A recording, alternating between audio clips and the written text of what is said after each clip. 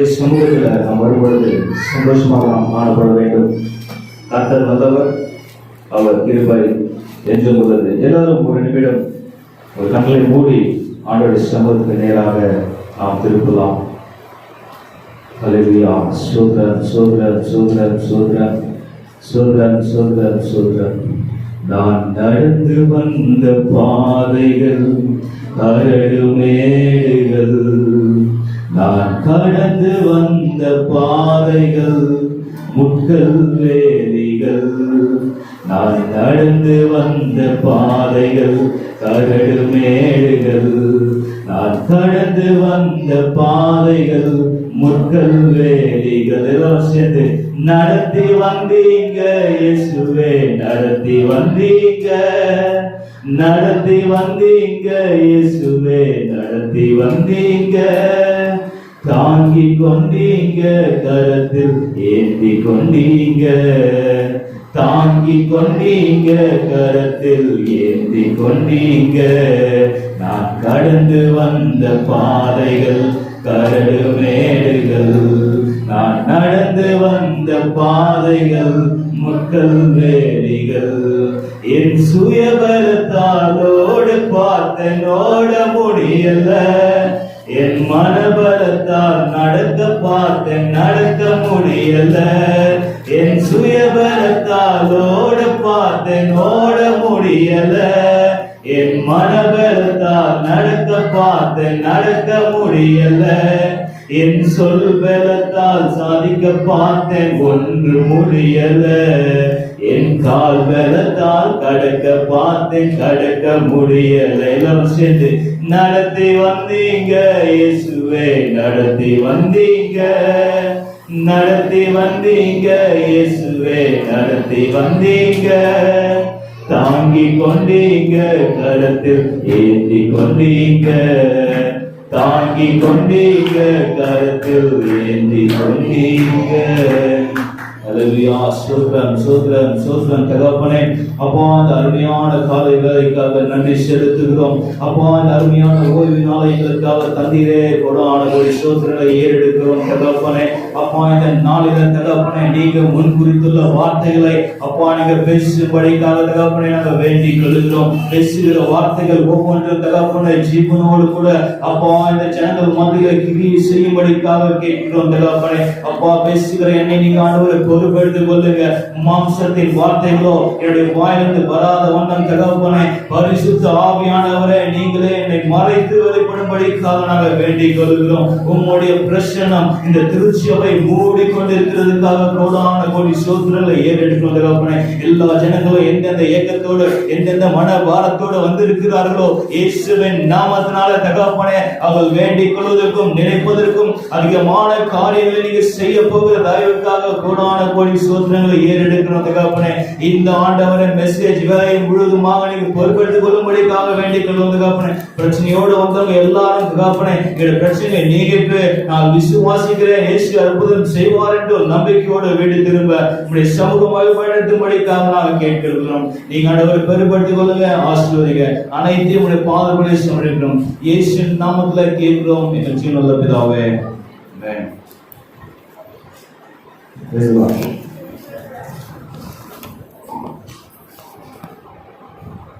நேற்று ஆண்டவருடைய சமூகத்திலிருந்து நான் வேண்டிக் கொண்டிருக்கும் பொழுது ஆண்டவரே எனக்கான வார்த்தைகள் கொடுங்க. ஜனங்கள் மத்தியில் நான் என்ன வார்த்தைகளை பேச வேண்டுமோ அந்த வார்த்தைகளை நீங்க தான் பேச வேண்டும். உங்களுடைய சமூகம் அவர் முன்பதாக செல்ல வேண்டும். அதை நீங்க எனக்கு காட்ட வேண்டும் என்று ஆண்டவரத்துல நான் வேண்டிக் கொண்டிருக்கும் பொழுது ஆண்டவர் கொடுத்த ஒரு வார்த்தை இந்த நேரத்துல ஜபத்தை குறித்து ஆண்டவர் பேச சொன்னார். ஜபமே ஜெயம் என்ற தலைப்பில இந்த நாளில சத்திய வார்த்தைகளை நான் பேசி இருக்கிறேன். நிச்சயமாகவே பரிசுத்த ஆவியானவர் உங்கள் ஜப வாழ்க்கையை மேம்படுத்துவதற்கான ஒரு வாக்கியத்தை ஆண்டவர் உண்டு பண்ணியிருக்கிறார் என்பதை நான் விசுவாசிக்கிறேன். நீங்களும் விசுவாசிச்சா நிச்சயமாகவே உங்கள் வாழ்க்கை மாறும். உங்கள் ஜப ஜீவியத்தை நீங்க இன்னுமாக அதிகப்படுத்திக் கொள்ளும் பொழுது நீங்கள் வேண்டிக் கொள்வதற்கும் இழப்பதற்கும் அதிகமான காரியங்களை ஆண்டவர் செய்ய நிச்சயமாக சித்தமுள்ளவராக இருக்கிறார். எழுந்து வாசிக்கலாம். அப்போஸ்தலர் 10ஆம் அதிகாரம் 4ஆம் வசனம். அப்போஸ்தலர் 10ஆம் அதிகாரம் 4ஆம் வசனம் நான் வாசிக்கிறேன். அவனை உற்று பார்த்து பயந்து ஆண்டவரே என்ன என்றான். அப்பொழுது அவன், உன் ஜெபங்களும் உன் தர்மங்களும் தேவனுக்கு நினைப்பூட்டுதலாக அவர் சந்நிதியில் வந்தெட்டி இருக்கிறது என்று தேவதூதன் பேசுகிறார். யாரிடம் இந்த தேவதூதர் பேசுகிறார்? யாரிடமா இந்த வார்த்தை வருகிறது நாம் பார்க்கும் பொழுது கொர்நேலியு என்ற ஒரு 100 அதிபதி தான் தேவதூதன் பேசுகிறார். ஏன் இந்த கொர்நேலியு கிட்ட தேவதூதன் வந்து பேசுகிறார்? அப்படிப்பட்ட ஒரு உயர்ந்த ஸ்தானத்தில் இருக்கிறவரா இந்த கொர்நேலியு? தேவனுடைய சமூகம், தேவனுடைய வார்த்தை ஏன் தேடி வருகிறது? கொர்நேலியு ஏன் தேடி வருது நாம் பார்த்தா, கொர்நேலியுடைய ஜெப வாழ்க்கை மேம்பட்டதாக இருக்கின்றது.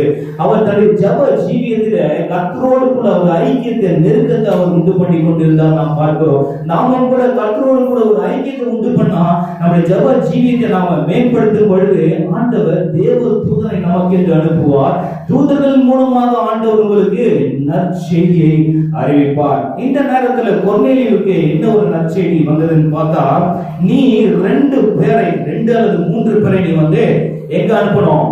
பேதுருவை நோக்கி அவர் இருக்கிற அந்த யோப்பா பட்டணத்துக்கு நீ அனுப்பணும்னு தேவதூதர் சொல்றாரு. ஏன் இந்த வார்த்தை சொல்றாருன்னா, இவர் இருக்கிற பட்டணமும் செசரியா பட்டணம். இது இஸ்ரவேலில செசரியா பட்டணம்னு ஒரு பட்டணம் இருக்குது. அந்த பட்டணத்துல தான் இவர் இருக்கிறாரு. இந்த செசரியா பட்டணத்துல இந்த கொர்நேலியு இருக்கிறாரு. ஆனா அவரோ பேதுருவோ யோப்பா பட்டணத்துல இருக்கிறாரு. ஏன் ஆண்டவர் இந்த 2 பேரையும் ஒன்று சேர்க்கிறார்? ஏன் பேதுரு கொர்நேலியு வீட்டுக்கு வர வேண்டும் என்று பார்த்தா, இந்த கொர்நேலியு பாத்தீங்கன்னா அவன் ஒரு புறஜாதியாராக இருந்தான். அந்த காலத்துல யூதர்கள் அதிகமா இருந்தாங்க. இயேசு கிறிஸ்து கூட ஒரு யூதர் தான். இவரோ யூதர் அல்லாதவரா இருக்கிறதுனால இவர் பரிசுத்த ஆவியை பெற்றுக் கொள்ள வேண்டும்.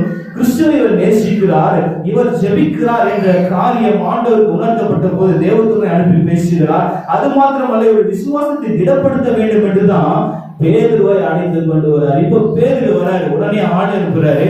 ஆள் அனுப்புறதையும் தேர்ந்தெடுத்து அனுப்புறாரு இந்த கொர்நேலியு. விசுவாசம் உள்ளவர்கள், தேவ பக்தி உள்ளவரை தேர்ந்தெடுத்து, நீ போயிட்டு யோப்பா பட்டணத்தில் உள்ள தேவனுடைய தாசனாகிய பேதுரு நீ அழைத்து கொண்டு வா. பேதுரு வந்து பிரசங்க பண்ண, இதுதான் ஆண்டோடைய நியதி. இதுக்காக தான் வந்து கொர்நேலியு வந்து என்ன பண்றாரு? காத்து கொண்டிருக்கிறார். பேதுரு வந்து இடத்துல நிக்கணும், பரிசுத்த ஆவி பொழியணும், அந்நிய பாஷையின் வரங்கள் பெறணும், அந்த இடத்துல இருக்கிற பரிசுத்த குலைச்சல் எல்லாம் நீங்கி போகணும், அந்த பட்டணம் இயேசுவின் பட்டணமாக மாற வேண்டும் என்பதற்காக தான் ஆண்டவர் இந்த கொர்நேலியு என்ற ஒரு 100 அதிபதி மூலமாக தன்னுடைய தேவதூதரை அனுப்பி பேசுகிறார். இந்த காரியம் கொர்நேலியின் வாழ்க்கையில் நடக்கிறது. இந்த வசனத்தை நாம் பார்க்கும் பொழுது அதே அதிகாரத்துல 30ஆம் வசனம் எடுத்து வாசிச்சா அவர் எப்படி ஜெபம் பண்ணி கொண்டிருந்தார் என்று சொல்லப்பட்டிருக்கிறது. இந்த கொர்நேலியு எப்படி ஜெபித்தாரா? உபவாசித்து ஜெபித்தார் என்று எழுதப்பட்டது. 30ஆம் அதிகாரம் சொல்லுகிறது, கொர்நேலியு உபவாசித்து ஜெபித்தார். அவர் உபவாசித்து ஜெபித்ததுனாலதான் அவருடைய ஜெபம் கேட்கப்பட்டது. தேவனுடைய சந்நிதிக்கு அது வந்து எட்டிற்று என்று நாம் பார்க்கிறோம். தேவனுடைய சந்நிதிக்கு நாம் செய்யும் ஜெபம் எட்டுகிறதா? நாம் செய்யும் ஜெபம் எட்டினால் தேவனிடத்திலிருந்து ஏன் பதில் வரவில்லை? ஏன் தாமதமாகிறது? இந்த காரியத்தை குறித்து நாம் பார்ப்போம். ஏன் பதில் வரல? தேவனுக்கு பிரியமாய் காரியங்களை நாம் கேட்கிறோமா, இல்ல தேவன் அருவருக்கிற காரியங்களை நாம் கேட்கிறோமா? இதை நாம் மனதில் கொள்ள வேண்டும். தேவனுக்கு பிரியமான காரியம், தேவனுக்கு சித்தமுள்ள காரியங்கள் நீங்கள் ஜெபத்திலே கேட்கும் பொழுது அவர் அதை உங்களுக்கு கொடுக்க வல்லமை உள்ளவராக இருக்கின்றார். அவருக்கு சித்தமில்லாத காரியத்தை நீங்க என்னதான் உபவாசம் போட்டு 3 நாள் நீங்க உபவாசம் இல்லாம சோறு இல்லாம நீங்க கேட்டாலும் இந்த காரியங்கள் உங்களுக்கு வாழ்க்கையில நடக்காது. தேவனுக்கு பிரியமில்லாத காரியத்தை ஒருவேளை நீங்க கேட்டா, நீங்க உபவாசம் உங்களை நீங்க வருத்திட்டு ஆண்டவர்கள் கேட்கும் பொழுது ஆண்டவர் செய்வாரு. அப்படி செய்தார்னா அதற்குரிய விளைவுகளை நீங்க சந்திக்க வேண்டியதா இருக்கும். ஆண்டவருக்கு பிரியமான காரியங்களா இருந்தால்தான் அது உங்களுக்கு நன்மையாய் முடியும். அதை நீங்க புரிந்து கொள்ள வேண்டும். ஆண்டவருக்கு சித்தமில்லாத காரியத்தை தான் எனக்கு வேணும், இதுதான் எனக்கு வேணும். இப்போ வாலிப சகோதரர் என்ன சொல்றாங்க, ஒரு பொண்ணை பார்த்து இந்த பொண்ணு தான் வேணும் நிக்கிறாங்க பாத்தீங்களா?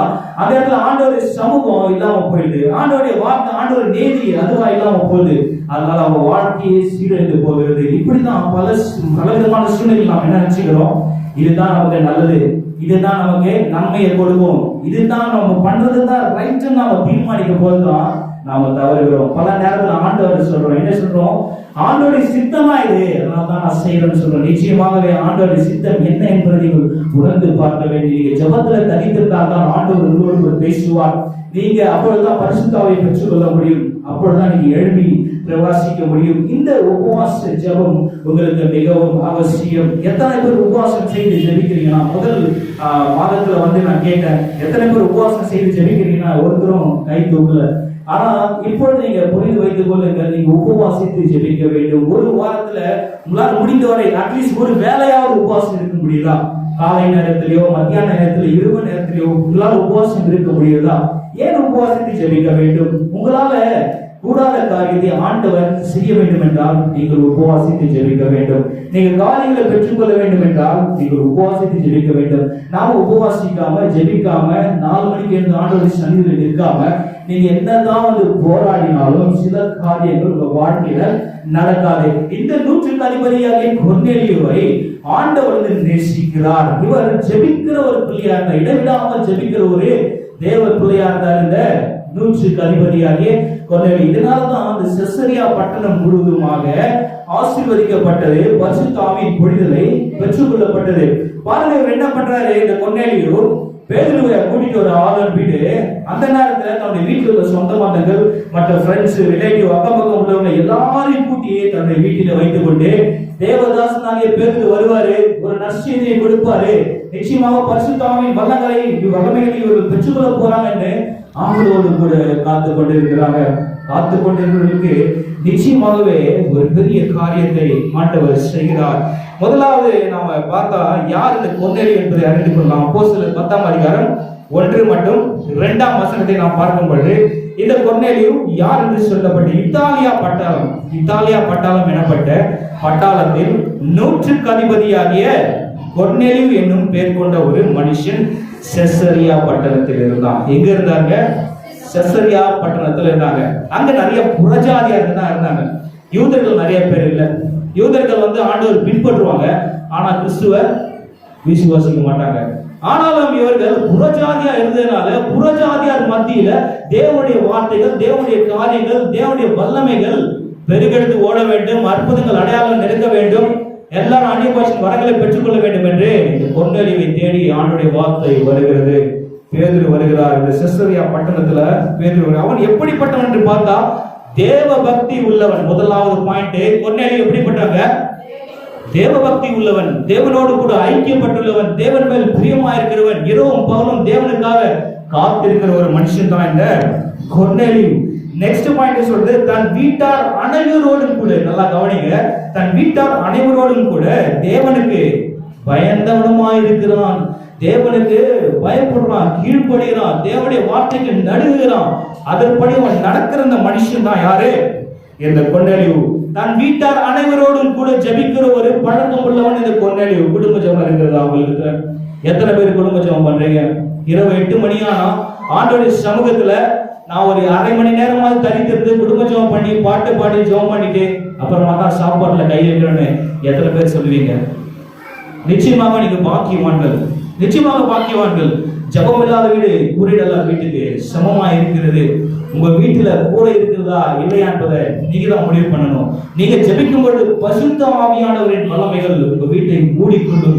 எந்த அசுத்த வல்லமைகளோ உங்களை எதிர்த்து போராட முடியாது என்பதை நீங்க புரிந்து கொள்ள வேண்டும். குடும்ப ஜெபம் மிகவும் அவசியமான ஒன்று. அதை நீங்க விட்டுவிடக்கூடாது.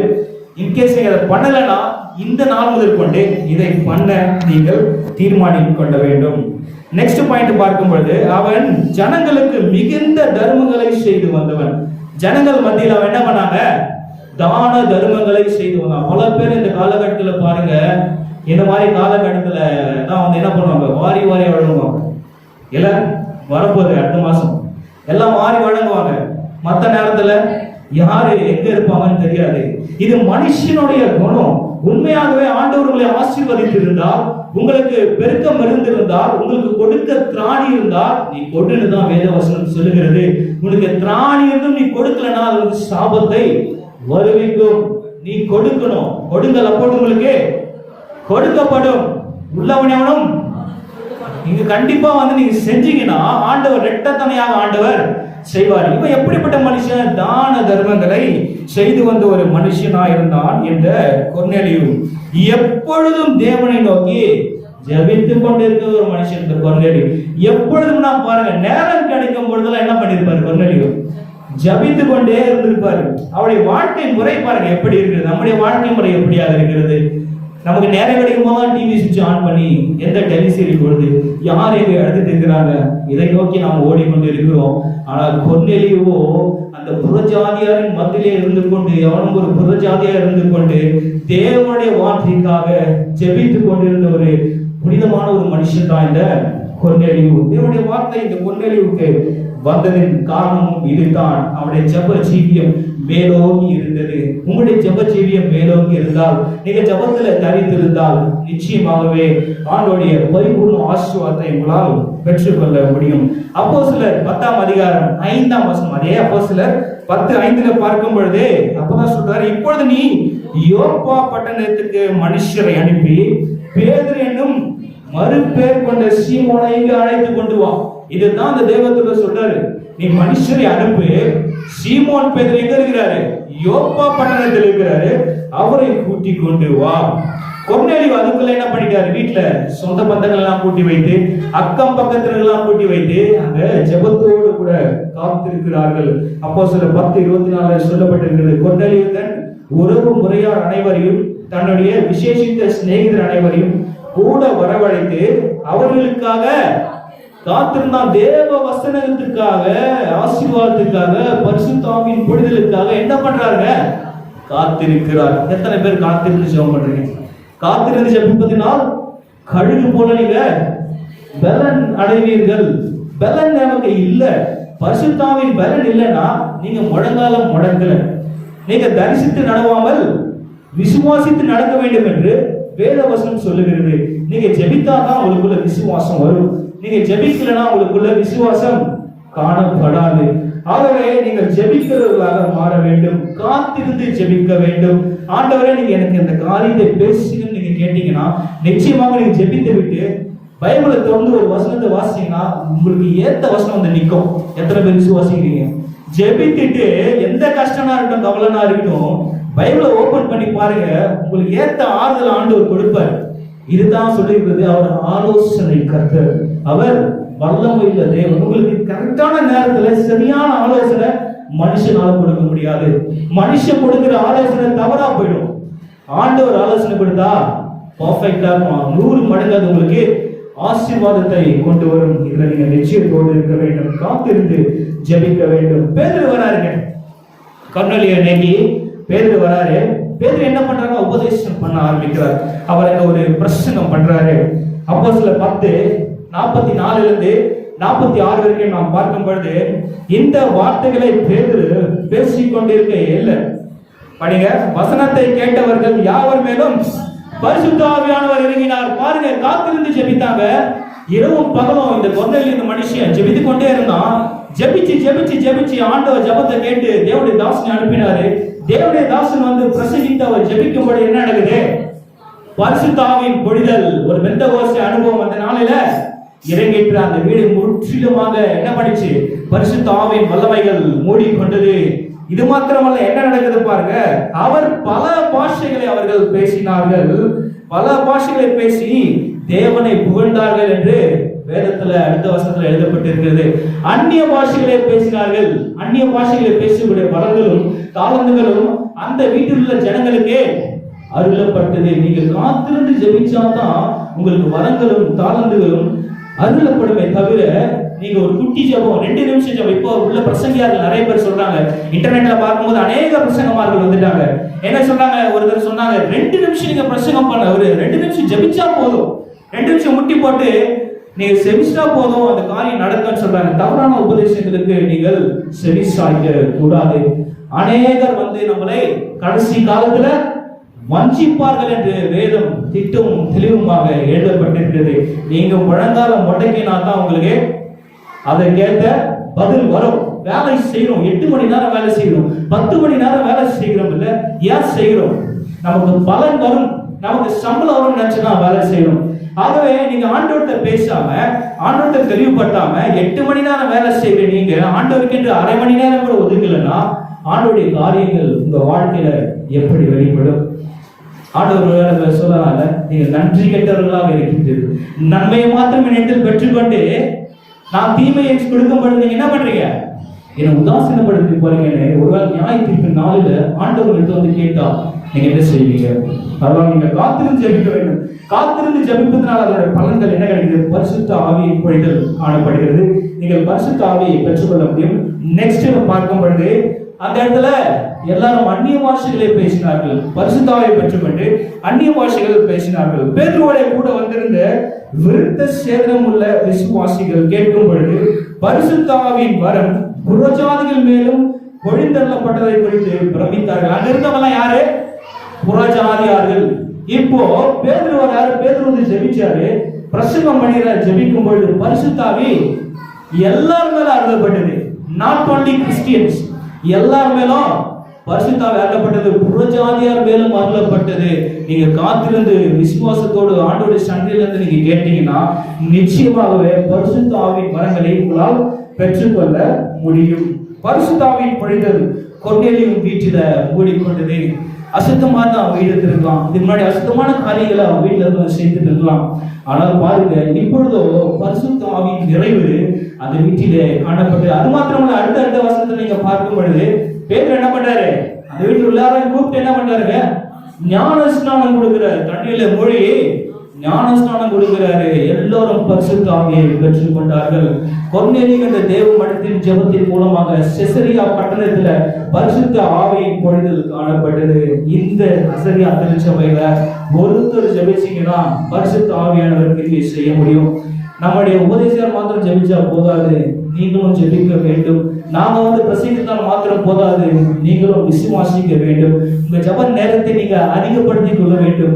அப்பொழுதுதான் அந்த ஆசீர்வாதங்களை வரங்களை உங்களால பிரத்யட்சமாய் பெற்றுக்கொள்ள முடியும். இல்லைன்னா நீங்க எவ்வளவுதான் போராடினாலும் அது விருதாவாக போய் முடியும். இதை நீங்க நினைவில் கொள்ள வேண்டும். கர்த்தருடைய பரிசுத்த நாமத்துக்கு மகிமை உண்டாவதாக. நீதிமொழிகள் 8ஆம் அதிகாரம் 17ஆம் வசனத்தில் நாம் அநேக ஜப குறிப்புகளை பார்க்கலாம், ஜப வசனங்களை பார்க்கலாம். ஜபத்தை பற்றி சொல்லப்பட்டிருக்கிறது. நீதிமொழிகள் 8:17 அதிகாலையில் தேடுகிறவர்கள் என்னை கண்டடைவார்கள்.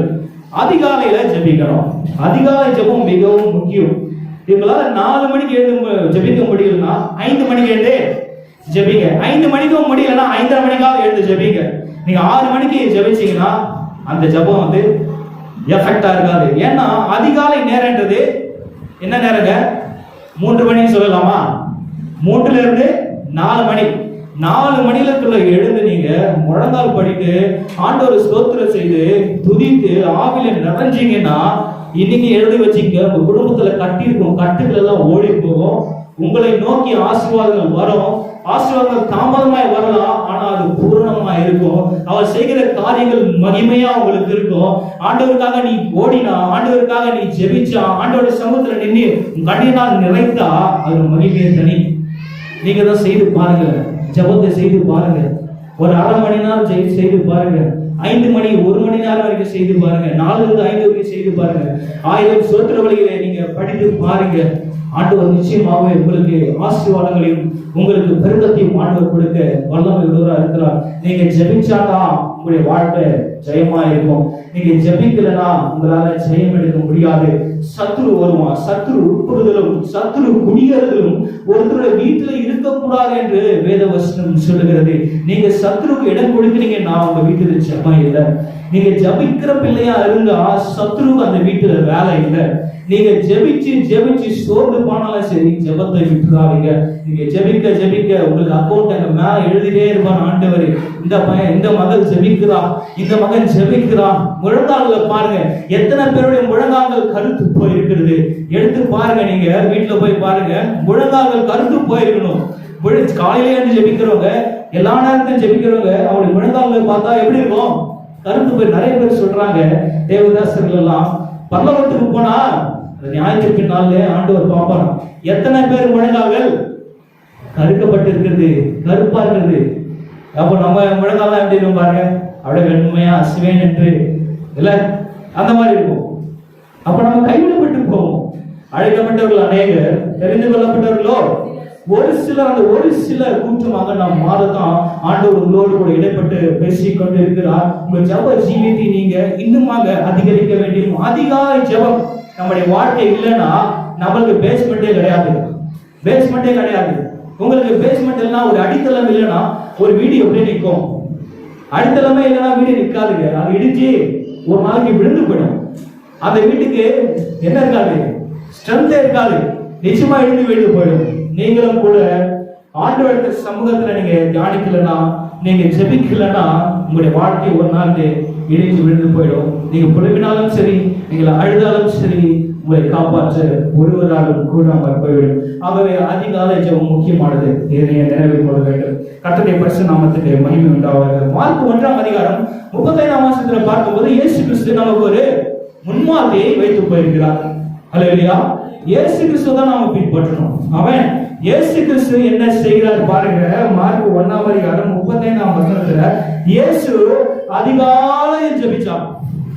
பாருங்க, இயேசு கிறிஸ்து அதிகாலையில் ஜெபிச்சார். அவர் அதிகாலையில இருட்டோட எழுந்து புறப்பட்டு எங்க போறாரு? வனாந்திரமான ஒரு இடத்துக்கு போய் அங்கே ஜெபம் பண்ணினார். வனாந்திரமான ஒரு இடத்துக்கு போயிட்டு தனி ஜெபம் பண்றாரு. தனித்திருந்து ஜெபிக்கிறாரு. இயேசு கிறிஸ்துவே என்ன பண்றாருங்க? நமக்கு ஒரு முன்மாதிரி. அவரை தான் நம்ம பின்பற்றி ஆக வேண்டும். நீங்க காலையில எழுந்து போயிட்டு ஆண்டவருடைய சமூகத்துல நிக்கணும் என்பதற்கு யாரு ரோல் மாடல், யாரு முன்மாதிரியா இருக்காரு? இயேசு கிறிஸ்து காட்டி இருக்கிறாரு. அதிகாலை நீ எழுந்து ஜெபி. இதான் சங்கீதக்காரன் சொல்றான், அதிகாலையில் எழுந்து ஜெபிக்க வேண்டும். சங்கீதக்காரனுடைய பிராக்டிஸ் எப்படி இருக்கு பாருங்க. தாவீது, அந்தி சந்தி மத்தியான வேளையில் நான் உம்மை துதிப்பேன். நேரம்லாம் கிடையாது, ஜெபிக்க நேரமே கிடையாது. எப்பெல்லாம் உங்களுக்கு தோணுது நீங்க ஜெபிக்கலாம். வேலை ஸ்தலத்தை இருக்கும்போது நீங்க ஜெபிக்கலாம். உங்களுக்கு நேரம் கிடைக்கும் போது ஆண்டவரை மகிமைப்படுத்தலாம். உங்க வேலை ஸ்தலத்தை யாராவது பிரச்சனையோடு கூட கவலையோடு கூட இருந்தா ஆண்டோடைய வார்த்தை நீங்க எடுத்து கூறி, நீங்க 2 வார்த்தை ஆண்டவரை பத்தி எடுத்து சொல்லி ஒரு விசுவாசமான வார்த்தை நீங்க பேசும்போது அவருக்கு அது ஆறுதலை கொடுக்கும். ஜெபம் செய்ய கற்றுக் கொடுங்க. ஒரு சிறு ஜெபத்தை எப்படி செய்ய வேண்டும் என்று நீங்க சொல்ல வேண்டும்.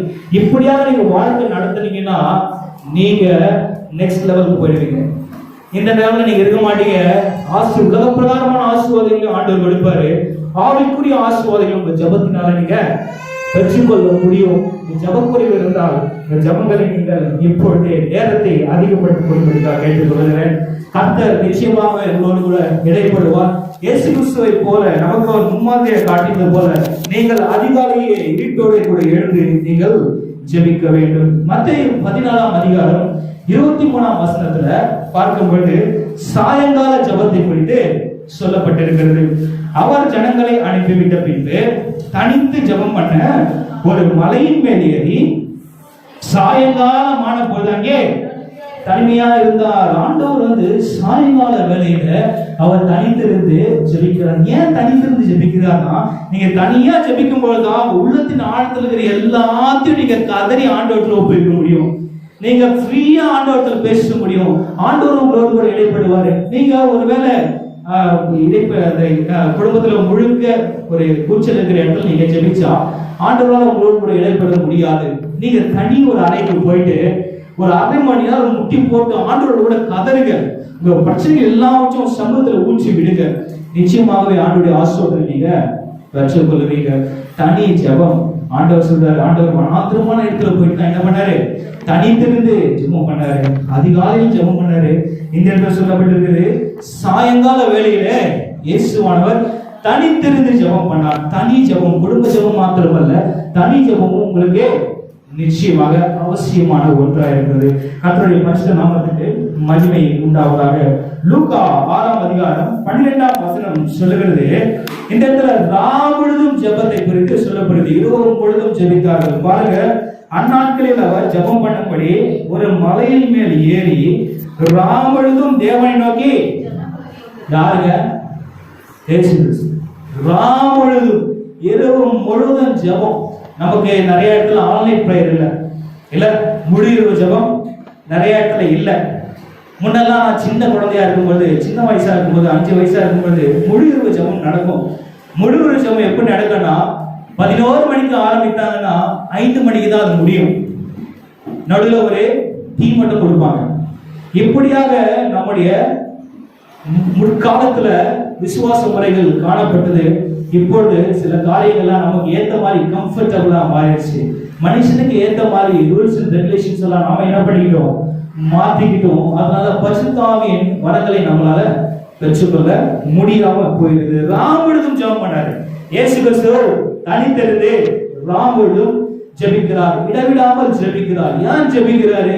நமக்காக தான் அவர் ஜெபிச்சாரு, உங்களுக்காக எனக்காக தான் ஜெபிக்கிறார்.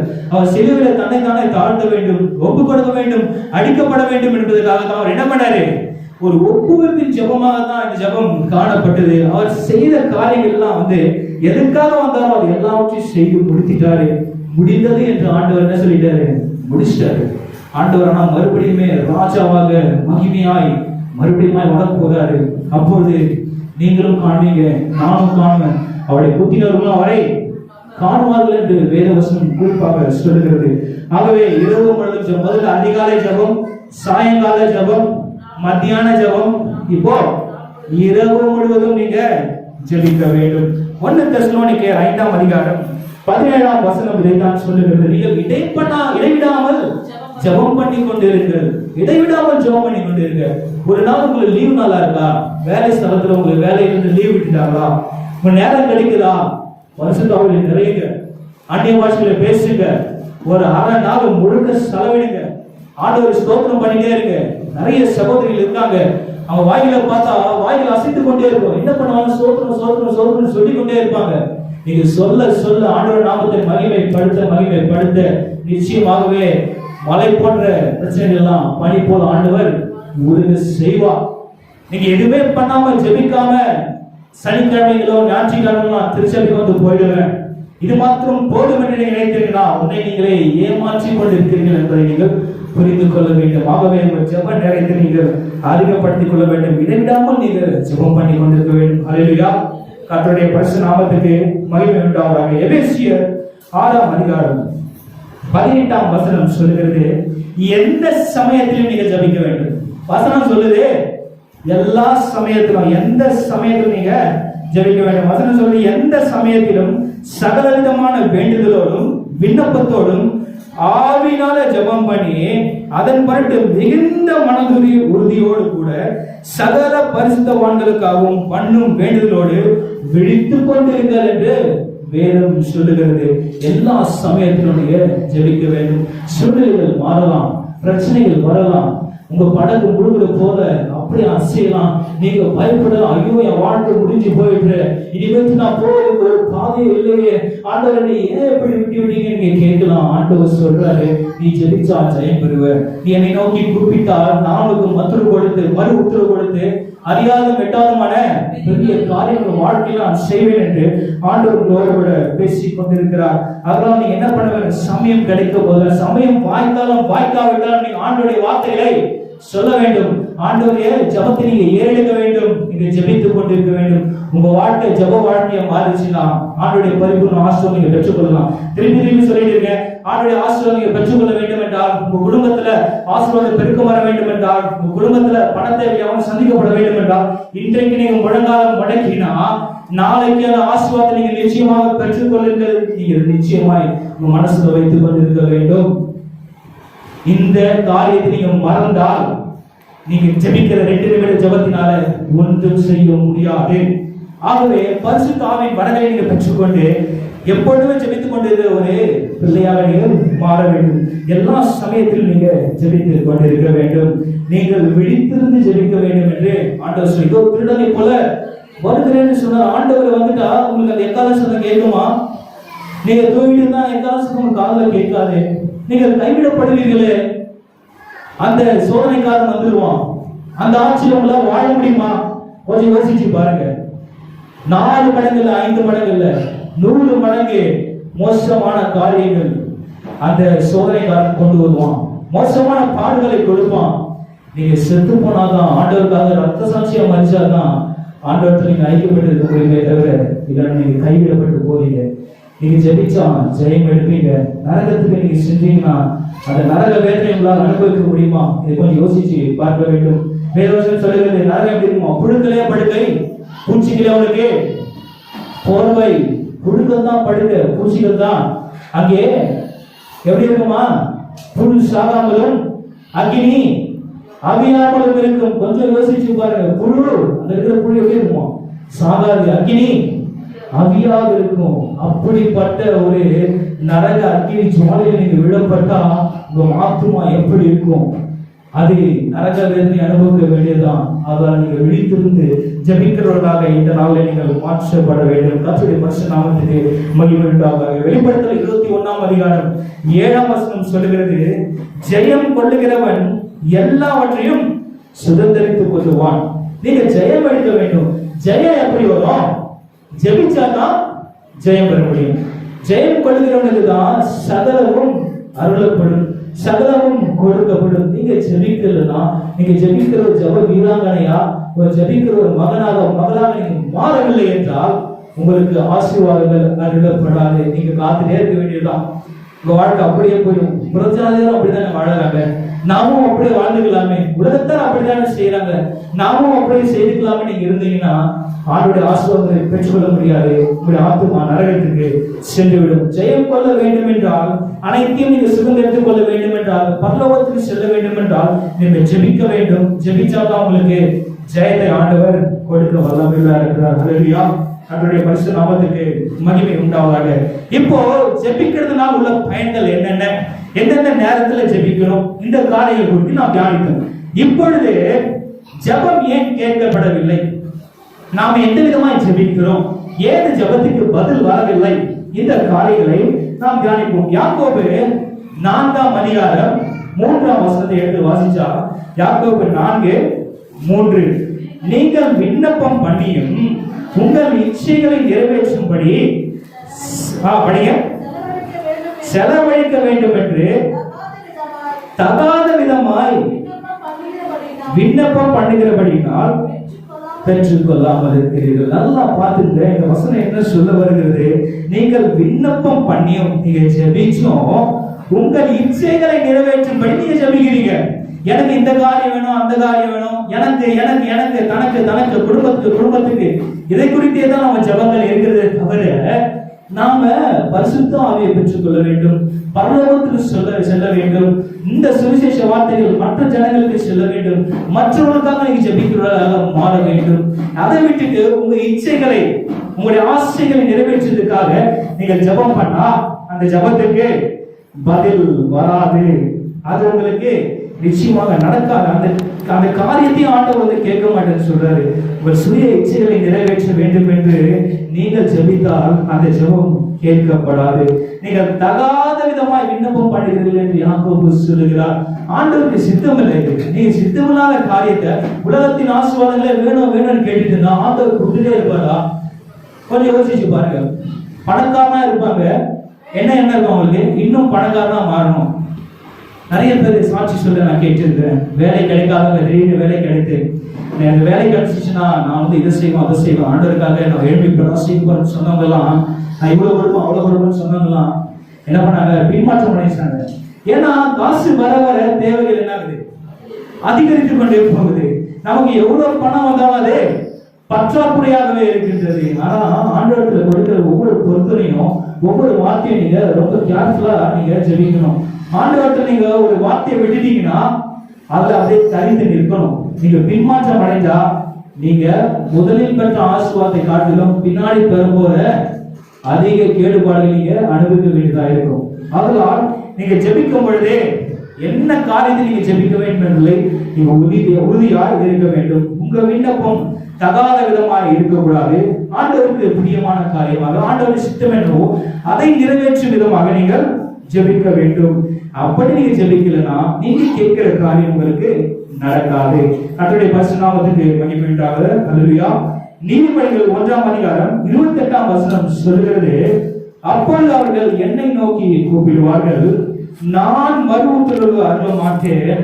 அவர்கள் அதிகாலையில் என்னை தேடுவார்கள், என்னை காண மாட்டார்கள். நல்லா பாருங்க, இந்த இடத்துல வசனம் சொல்லுகிறது, நீங்க என்னதான் அதிகாலையில ஜெபிச்சாலும் சரி, நீங்க மத்தியான வேலையில ஜெபிச்சாலும் சரி, ஆண்டவருக்கு சித்தமான காரியத்தை நீங்க கேட்டா தான் பெற்றுக்கொள்வீங்க. ஆண்டவருக்கு சித்தமில்லாத காரியத்தை கேட்டு நீங்க ஒரு கொலை பாதகமானா இருந்தா, ஒரு கொலை செய்துவிட்டு நீங்க ஜெபிச்சா, பாவம் செய்துவிட்டு நீங்க ஜெபிச்சுட்டு இருந்தா, நீங்க பாவத்தை மறைச்சு நீங்க ஒரு பரிசுத்தவானா போல நீங்க காட்டி போட்டு நீங்க ஜெபிச்சா, நீங்க ஒரு அசுத்தனா இருந்து நீங்க ஜெபிச்சா, அந்த காரியங்கள் கேட்கப்படாது. அவருக்கு தான் ஆண்டவர் சொல்றாரு, அப்பொழுது நோக்கி கூப்பிடுவார்கள், நான் மறு உத்தரவு என் இடத்துல இருந்து பதில் வராது. ஆண்டு கிளியரா இந்த இடத்துல வார்த்தை எழுதப்பட்டிருக்குது. சாலமோன் ஞானி எழுதுறாரு இந்த இடத்துல, என் இடத்துல ஆண்டவர் மறுத்து அருள மாட்டாரு.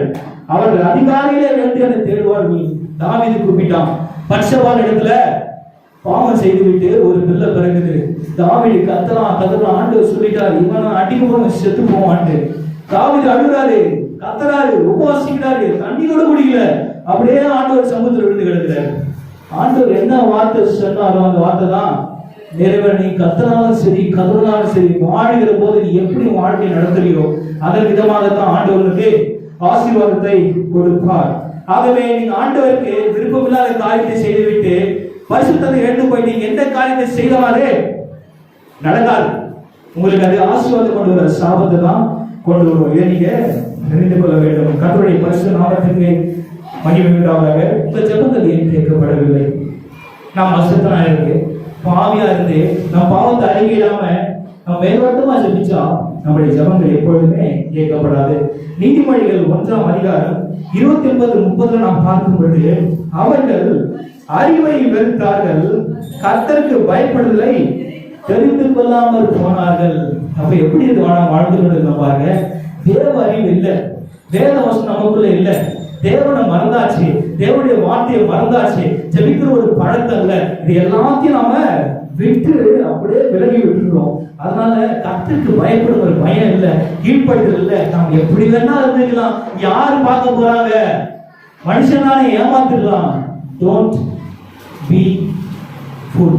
உங்களை நீங்க ஏமாத்திக்காதீங்க, உங்களை நீங்க முட்டாளாக்கிக்காதீங்க. நிச்சயமா நீங்க ஏமாற்றப்பட்டு போவீங்க.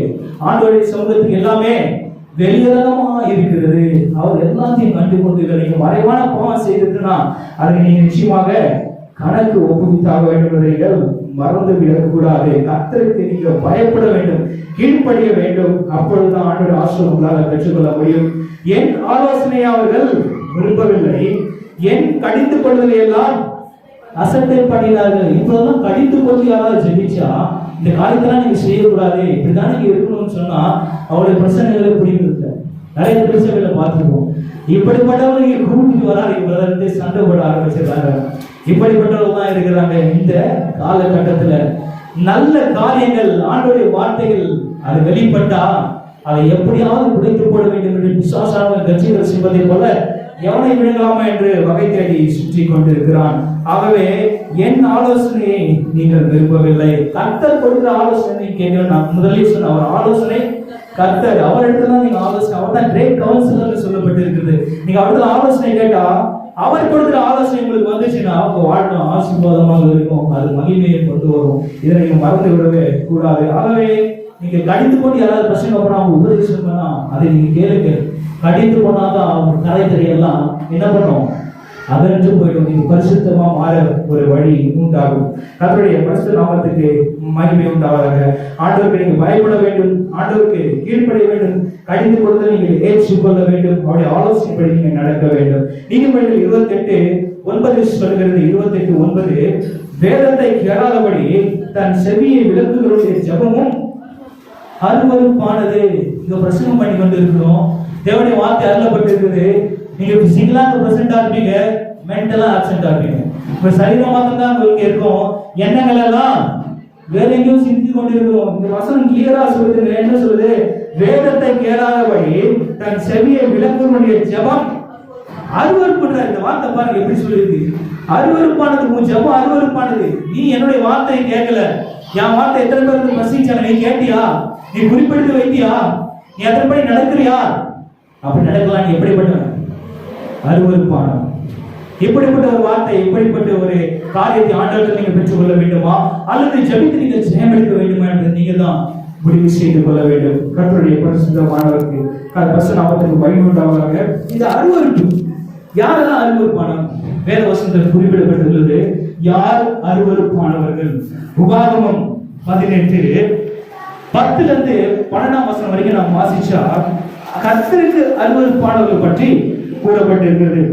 தன் மகளையாவது தீக்கடக்க பண்ணுகிறவனும், என்னது தீக்கடக்கப்படுறவன் என்ன அர்த்தம்? தீல நடந்து போக சொல்றேன். அதுதான் தீக்கடக்க பண்ணுகிறவர்கள் கர்த்தருடைய பார்வைக்கே அருவருப்பு. உலகத்தார் செய்யலாம், நானும் செய்யறேன். உலகத்தார் என்ன பண்ணாங்க? லாக்டவுன் அப்புறம் லாக்டவுன் போது என்ன பண்ணாங்க? எல்லாரும் வந்து விளக்குகளை அணைக்க சொன்னாங்க. நானும் அணைத்து விடுகிறேன்.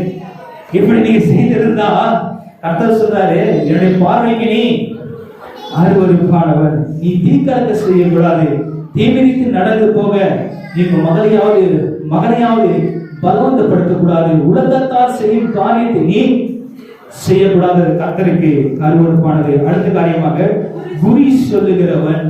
எத்தனை கிறிஸ்துவர்கள் இன்று குறி கேட்கிறவர்களை போயிட்டு குறி கேட்டுக் கொண்டிருக்கிறார் தெரியுமா?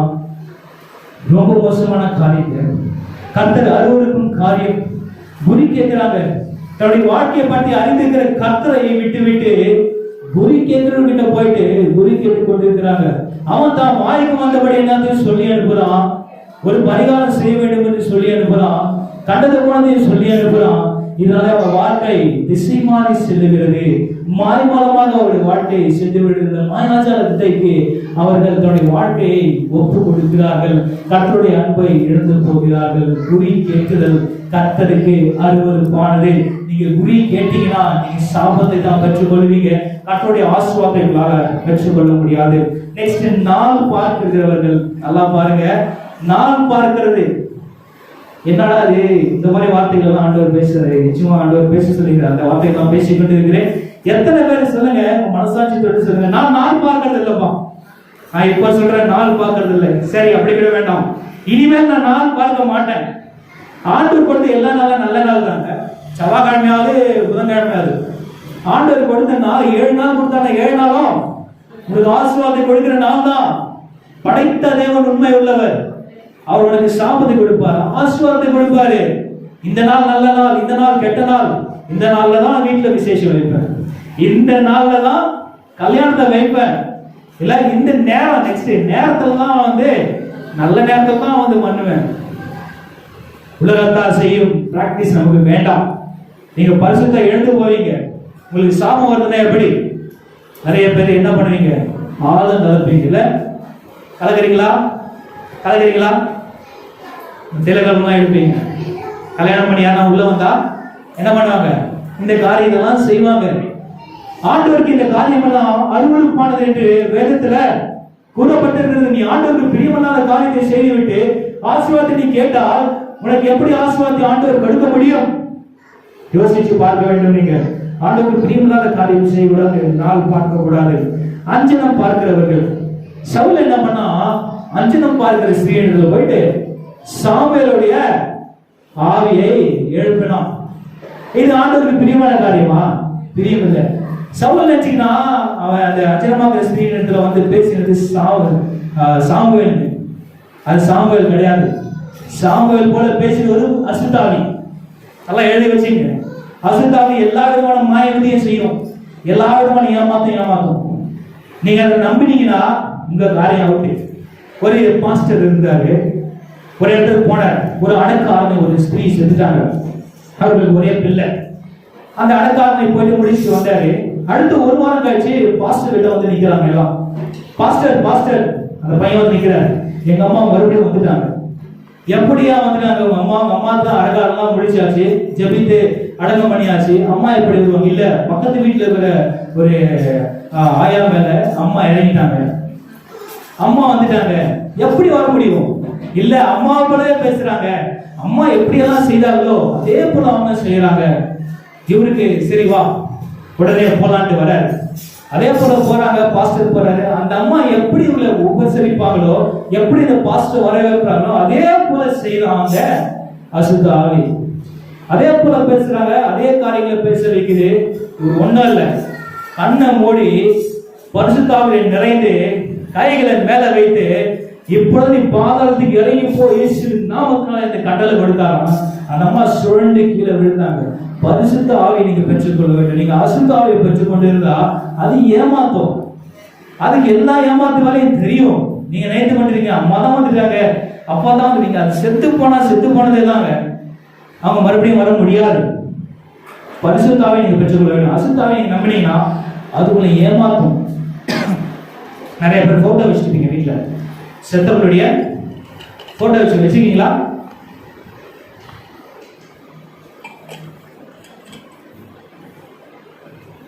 நீங்க துக்கத்தால் அழுவீங்க. துக்கத்தால் அழ பொழுது என்னதுன்னா, அந்த ஒரு துக்கத்தை பயன்படுத்தி ஒரு அசுத்தாவி உள்ள நுழையுது. நாம தான் எதை கொடுக்கிறோம். நீங்க அந்த போட்டோவை வச்சு வச்சு அழும் பொழுது ஒரு துக்கம் மிரள முடியாத துக்கத்துல இருக்கீங்க. அதை பயன்படுத்தி கொண்டு அசுத்தாவை என்ன பண்றான், உள்ள வரான். அப்போ இந்த அசுத்தாவை உள்ள வரக்கூடாதுன்னா உங்களை துக்கப்பட வேண்டாம் நான் சொல்லல, நீங்க ஜெபித்து இருக்க வேண்டும். நீங்க ஜெபித்து கொண்டிருந்தா நீங்க துக்கப்பட்டாலும் சரி, ஆண்டவர்ல ஆறுதல் படுத்துவாரு. நீங்க பரிசுத்தாவிக்கு தான் இடம் கொடுக்கணுமே தவிர ஏமாற்றுகிற இந்த மாதிரி அசுத்தாவிகளுக்கு இடம் கொடுக்கவே கூடாது. அஞ்சனம் பார்க்க கூடாது. நெக்ஸ்ட் சூனியக்காரன். எத்தனை பேர் சூனியம் வைக்கிறாங்க போயிட்டு பாருங்க. நம்ம கிறிஸ்துவத்துல ஒருத்தருக்கு விரோதமா ஒருத்தர் திரும்பி இவன் நல்லா இருக்கக்கூடாது அவன் நல்லா இருக்கக்கூடாதுன்ட்டு சூனியம் வைக்கிறாங்க. நிறைய பேர் வீட்டுல நடந்து கொண்டு இருக்குது. ஃப்ரெண்ட்ஸா இருக்கிறாங்க, பார்த்தா என்ன பண்றாங்க, இவனுக்கு விரோதமா அவன் செய்யறான், அவனுக்கு விரோதமாக இவன் செய்யறான். இவன் குடும்பம் நாசமா போகணும், அவன் குடும்பம் நாசமா போகணும், இவன் முன்னுக்கு வரக்கூடாது, இவன் முன்னுக்கு வரக்கூடாது. இந்த போட்டிகளால பொறாமைகளால என்ன பண்றாங்க, சூனியம் வைக்கிறாங்க, மந்திரவாத செயல்கள் செய்யறாங்க. இந்த மாதிரி காரியங்கள்லாம் செய்து கொண்டு இவ்வளவு அசுத்தமா வாழ்ந்துட்டு இருந்தா ஆண்டவருக்கு பிரியமான காரியங்களை செய்யலையே. அதனால ஆண்டவர் சொல்றாரு, எனக்கு நீ அருவருப்பானவன். ஆக சூனியம் நீங்க செய்யக்கூடாது. சூனியம் செய்யற இடத்துக்கே நீங்க போகக்கூடாது. அதெல்லாம் சொல்ற பொழுது பரிசுத்தாவி இருந்துச்சுன்னா அசுத்தாவிங்க வேலையே இல்லை. அல்லேலூயா. மந்திரவாதி, மந்திரம் செய்யறது, பில்லி சூனியம் செய்யறது, பில்லி சூனியம் செய்து கை கால் வராம போக வைக்கிறது இல்ல, நிறைய குடும்பத்துல நடக்குது. நல்லா இருக்கிறாங்க, நல்லா ஓடி ஆடி வந்துட்டு இருக்காங்க, திடீர்னு வந்து விழுவாங்க, அப்படியே அவங்க படுக்கையில கிடப்பாங்க. என்னென்ன பண்ணுவாங்க, ஆனா ஒண்ணுமே பண்ண முடியாது. ஏன் இந்த காரியங்கள் நடக்கிறது பார்த்தா இந்த பில்லி சூனிய வல்லமைகள், இந்த மந்திரவாத பில்லி சூனிய வல்லமைகள் இருக்கலாம். நீங்க இடம் கொடுத்தாதான் உங்க வீட்டுல அது வரும். சத்துரு உட்பொருளும் குடிகளும் உங்க வீட்டுல இருக்கக்கூடாது. பரிசுத்த ஆவியின் ரத்தம் உங்க வீட்டுல ஊற்றப்பட்டு இருக்கணும். உங்க வீடு ஜெபிக்கிற வீடா மாறிச்சுன்னா பிசாசு வரும், ஒரு நிமிஷத்துல பார்த்து ஓடி போவான். அவன் உள்ள வந்தான்னா சுத்தரிச்சிருவார் ஆண்டவர். தேவத்துக்குள்ளே ஆண்டவர் காவலாக வைப்பார். பட்டயத்தை உருவி கொண்டு தேவத்துடன் நிற்பான். ஒருவனும் உள்ள நுழைய முடியாது. ஜெபிச்சா நீங்க ஜெயம் அடிப்பீங்க, பரிசுத்தாவை பெற்றுக்கொள்வீங்க, அசுத்தாவை ஓடி போயிடுவான். கர்த்தருடைய பரிசுத்த நாமத்துக்கு மகிமை உண்டாவதாக. அடுத்த காரியம் பாத்தீங்கன்னா என்ன சொல்லிருக்குது, சன்னத்துக்கு காரணம், மாயத்தை காரணம், செத்தவர்கள் குறிக்கேற்றவங்களுக்குள்ள இருக்க வேண்டாம். இந்த காரியங்கள் எல்லாம் வந்து ஆண்டவர் அருவருத்துட்டாங்க. இந்த காரியங்கள்லாம் தேவையில்லைன்னு சொல்லிட்டாரு. நாம் இந்த காரியத்தை தேடி போக போகதான் நாம பிசாச உள்ள இழுத்து கொண்டிருக்கிறோம். நாம பிசாசுக்கு இடம் கொடுத்து கொண்டிருக்கிறோம். இப்படிப்பட்டவைகளை செய்கிறவன் எவனும் கர்த்தருக்கே பிரியமானவனா? வேற சொல்லுது, இப்படிப்பட்டவைகளை செய்கிறவன் எவனும் கர்த்தருக்கு அருவருப்பானவன். அருவருப்பான காரியங்கள் செய்கிறவன் கர்த்தருக்கே என்னத்தை கொண்டு வர, வெட்கத்தை கொண்டு வர. நீ அருவருப்பானவன் என்று வேதவசனம் சொல்லுகிறது.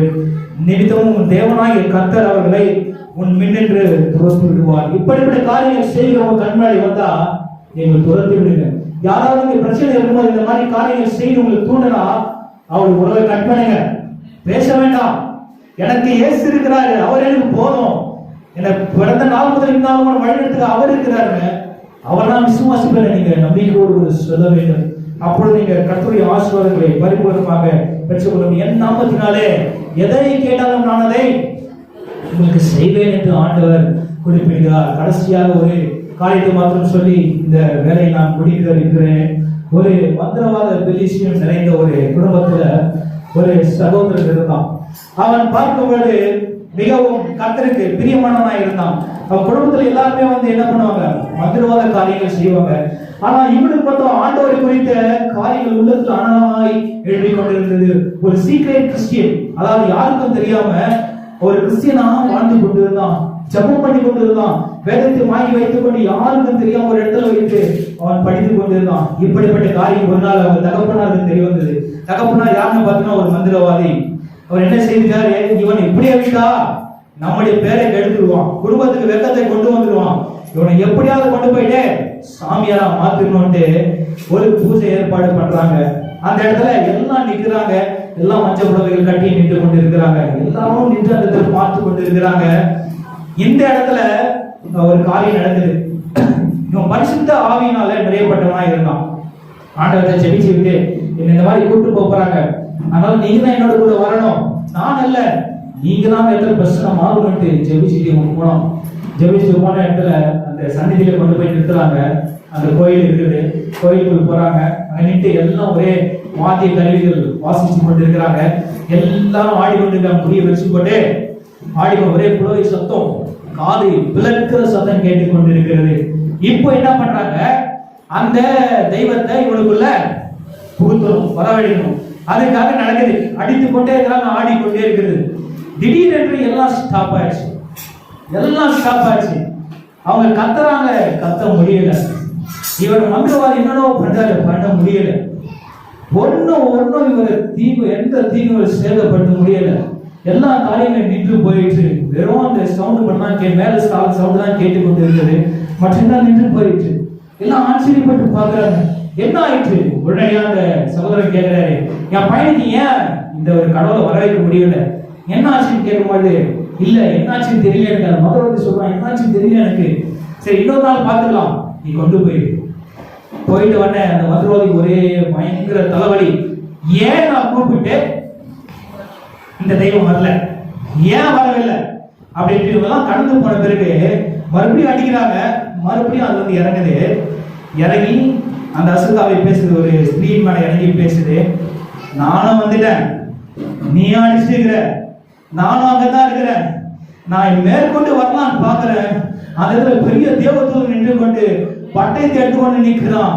அந்த இடத்துல அக்னி மயமான அக்னி, பெரிய அக்னி உலாவி கொண்டிருக்கிறது. என்னால அதுக்குள்ள வர முடியாது, நான் வந்தேன்னா எரிஞ்சு போயிடுவேன். அல்லேலூயா. நீங்க ஜெபிச்சீங்கன்னா இந்த காரியம் நடக்கும் உங்க வாழ்க்கையில. அப்ப பாருங்க, அந்த சகோதரி எவ்வளவு விசுவாசமா போயிருக்காங்க பாருங்க. விசுவாசம் நடுங்குகிற நாமம் இயேசுவின் நாமம். இயேசுவின் நாமத்தினால எதை கேட்டாலும் அவர்களுக்கு செய்வீர் என்று சொல்லி நீங்க ஜெபிச்சா, இந்த நேரத்துல இந்த நாள் முதற்கொண்டு இந்த நிமிஷம் முதற்கொண்டு நீங்க ஜெபிக்க வேண்டும் என்று நீங்க முடிவெடுத்தா ஆண்டவர்களுக்கு ஜெயத்தை கட்டளையிடுவார். அப்படியே கண்களை விடலாம். ஹல்லேலூயா, ஹல்லேலூயா, ஹல்லேலூயா. மாறாவின் கசப்பை நீக்கியே மதுரமாக மாற்றினீரே, மாறாவின் கசப்பை நீக்கியே மதுரமாக மாற்றினீரே, கசந்து போன எந்த வாழ்க்கையையும் இனிப்பாக மாற்றினீரே, கசந்து போன எந்த வாழ்க்கையையும் இனிப்பாக மாற்றினீரே. எல்லாரும் சேர்ந்து, எந்த ஜபத்திற்கு பதில் தரும் தேவனே, ஜபத்தை கேட்கும் ராஜனே, எங்கள் ஜபத்திற்கு பதில் தரும் தேவனே, ஜபத்தை கேட்கும் ராஜனே, எங்கள் இதய துடிப்பை அறிந்தவரே, எந்த கண்ணீரை துடைத்தவரே, எந்த இதய துடிப்பை அறிந்தவரே, எந்த கண்ணீரை துடைத்தவரே. ஹல்லேலூயா, ஹல்லேலூயா. சோத்ரம் சோத்ரம் சோத்ரம். பரிசுத்த ஆவியானவரே, அப்பா நீங்க பேசின வார்த்தைகளுக்காக சோத்ரங்களை ஏறெடுக்கிறோம் தகப்பனே. இந்த நாளிலே நீங்க பேசின வார்த்தைகள் ஒவ்வொன்றும் இவர்கள் மத்தியிலே கிரியை செய்யுமாறு நான் கேட்டுக்கொள்கிறோம் தகப்பனே. அப்பா இந்த வாரம் முதல் கொண்டு தகப்பனே, இந்த ஜனங்கள் ஜெபிக்கிற ஜனங்களாக தகப்பனே மாறட்டும். ஜபத்தினால் ஜெயத்தை பெற்றுக்கொள்ளுங்க தகப்பனே. இவர் குடும்பத்துக்கு விரோதமாக போராடி கொண்டிருக்கும் அந்தகார வல்லமைகளும் மந்திரவாத வல்லமைகளும் செய்வனை கட்டுகளும் பிலிசினை கட்டுகளும் இயேசுவின் நாமத்தினால அந்த கால இருளே தள்ளப்பட்டு போவதாக தகப்பனே. ஒன்றும் வாய்க்காத போகட்டும். சத்துரு உட்பகுதியிலும் குடியேறும் வீட்டில இல்லாமல் போகட்டும். பரிசுத்தாவின் பூரணம், பரிசுத்தாவின் நிறைவு இவருடைய வீட்டில தங்கி இருக்கும்படிக்காக கேட்கிறோம் தகப்பனே. ரத்தத்தை தெளிக்கிறோம் ஆண்டவரே, ரத்தத்தை பூசுகிறோம் ஒவ்வொரு மீது தகப்பனே. ரத்தத்தை பூசுகிறோம் தகப்பனே. இயேசுவின் நாமத்தினாலே ரத்தத்தினால் கழுவப்படுகிறார் தகப்பனே. ரத்தத்தில் கழுவி சுத்திகரிக்கும்படிக்காக வேண்டிக் கொள்கிறோம். எல்லா விதமான வல்லமையில தகப்பனே இந்த நேரத்தில் பாதாளத்தில் அடிக்கப்பட்டு போவதாக அப்பா, கிரியில சுட்டரிக்கப்பட்டு போவதாக அப்பா. ஆசீர்வாத தடைகளை கொண்டு வரும் பொல்லாத கிரியைகள் இயேசுவின் நாமத்தினால அகிலே சுட்டரிக்கப்பட்டு போவதாக தகப்பனே. அப்பா ஆசீர்வாதங்களை கொடுக்க வேண்டும் என்று நாங்கள் கேட்கிறோம் தகப்பனே. அப்பா இவருடைய சமாதானம் சந்தோஷத்தையும் ஆண்டவரே நீங்கள் கொடுக்கும்படிக்காக நாங்கள் கேட்கிறோம் தகப்பனே. இந்த திருச்சபை தகப்பனே இனிமாக தகப்பனே அநேக மக்களை கொண்டு வந்து விசுவாசிகளை கொண்டு வந்து சபை நிரம்பி வழியத்தக்க ஆத்துமாக்களை ஆண்டவரை நீங்க கொடுக்கும்படிக்காக வேண்டிக் கொள்வது தகப்பனே. அப்பா நீங்க பேசின வார்த்தைகள் தகப்பனே மறுபடியும் தகப்பனே இம்மட்டும் ஆண்டவரே நடத்தி வந்த கிருபை இனிமேலே நடத்தி விடும்படியாக கேட்டுக்கொள்வது தகப்பனே. உம்முடைய ஆளுகை உம்முடைய சந்தோஷம் உம்முடைய சமாதானம் தகப்பனே எங்களுக்குள்ள தங்கி இருக்கட்டும். நீங்க ஏற்றுக்கொள்ளுங்க, அங்கீகரிங்க. இயேசுவின் நாமத்தினால கேட்கிறோம் எங்கள் ஜீவனில் பிதாவே. ஆமென்.